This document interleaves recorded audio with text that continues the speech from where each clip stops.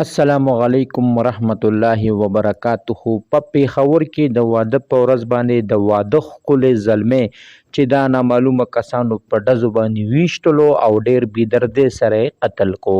ملګرو د دې د واده زلمې داسې څه ګناه وه او په کومه ګناه کې قتل شو؟ نو که تاسو ځان د دې ټول معلومات نه پوره خبرول غواړئ نو مهرباني وکړئ زموږ د چینل مخه در سره سبسکرایب کړئ او خوا کې ورسره د ټلۍ بټن ووهئ چې تاسو ته زموږ خبر ډیر زر در رسي. ملګرو د دردناکه او افسوسناکه واقعه په پیښور مترا علاقه کې راغلی ده چې هلته کې د واده په ورځ باندې د واده ښکلې زلمې چې د نوم اشفاق او دا د 22 کالې و او د به دیاړۍ مزدوري کوله او په دې دیاړۍ مزدورۍ کې ځان له کمره هم جوړه کړې وه او ځان له د واده ټول سامان هم کړی و او نامعلومو کسان راغلل او د روټۍ په دوران کې دا په کرسۍ باندې ناست و چې هغو راغلل او ډزې پې وکړلې او د ډزو په دوران کې هم دا ښکلی ځوان وفات شو او چې کوم کسان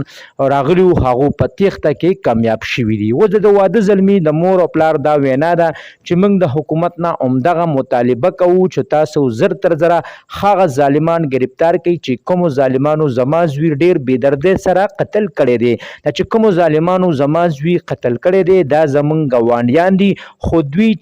دوی زموږ په واده کې ویډیو کوله او زما زوی ورغلی دی او هغه موبایل یې ترېنه مات کو چې نه په واده کې به هېڅوک هم ویډیو نه کوي. نو په هغې کې هغه وخت کې سوک سپېړه جنګ جګړه وشوه خو هغه وخت کې مشران کېناستل خپلو کې موږ له یې روغه هم وکړله خو هغې نه باوجود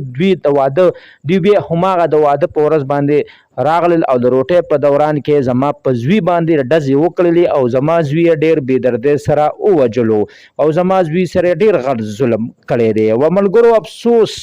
ډېر د افسوس مقام دی ځکه چې واده د خوشحالۍ مقام وي او د خوشحالۍ په وخت باندې هغه ظالمان راغلل او دا ښکلي ځوان یې قتل کو. حکومت له پکار دی چې زر تر زره دی هغه ظالمان ګرفتار کړي شي او هغو ته دی سریام سزا ورکړي شي چې دومره غټ ظلم یې وخیر اول ولې کړی دی. ملګرو دا زما ویډیو به ستاسو ډېره خوښه شوې وي د دغه رنګې ویډیو کتو دپاره زموږ د چینل مخه در سره ضرور سبسکرایب کړئ او خوا کې ورسره ضرور د ټلۍ نشان ووهئ چې تاسو ته زموږ خبر ډېر زر در رسي. السلام.